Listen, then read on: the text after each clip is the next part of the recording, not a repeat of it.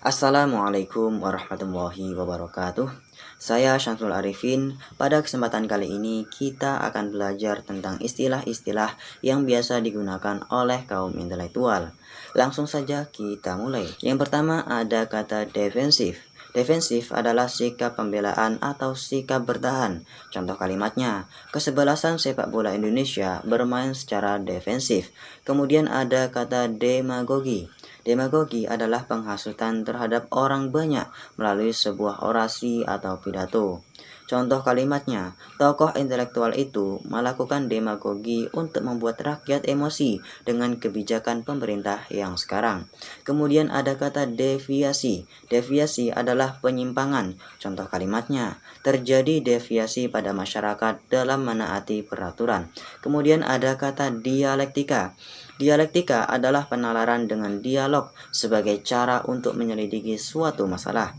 Contoh kalimatnya, jangan cuma kerja-kerja doang. Kerja harus berdialektika dengan ilmu agar hasilnya maksimal.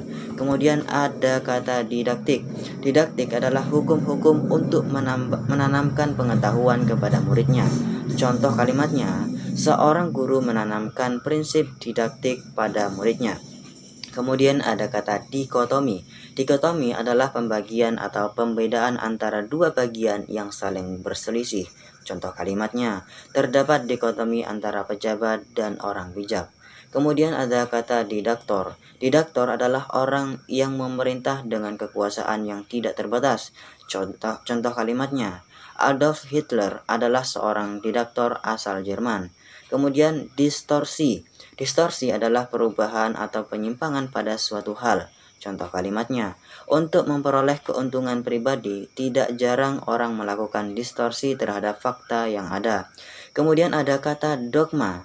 Dogma adalah pokok ajaran atau yang harus diterima sebagai hal yang benar dan baik. Tidak boleh dibantah dan diragukan, atau bisa diartikan sebagai keyakinan tertentu. Contohnya, kita harus meyakini dogma-dogma dalam agama yang kita anut. Kemudian ada kata doktrin. Doktrin adalah ajaran atau pendirian tentang suatu kepercayaan atau ilmu pengetahuan. Contoh kalimatnya, dia sudah terdoktrin oleh ajaran Gardi tentang keadilan tanpa kekerasan. Kemudian ada kata efektif. Efektif adalah tepat pada sasaran atau mempunyai akibat yang tepat. Contoh kalimatnya, belajar di pagi hari sangatlah efektif karena otak masih segar untuk diajak berpikir. Kemudian ada kata efisien. Efisien adalah dengan tenaga dan biaya yang tersedia mendapat hasil yang sebesar-besarnya. Contoh kalimatnya, dia menyiapkan naskah beberapa hari sebelum berpidato agar lebih efisien. Baiklah, itu saja yang dapat saya sampaikan pada kesempatan kali ini. Mudah-mudahan bisa bermanfaat bagi semuanya. Mohon maaf jika ada kesalahan. Wassalamualaikum warahmatullahi wabarakatuh.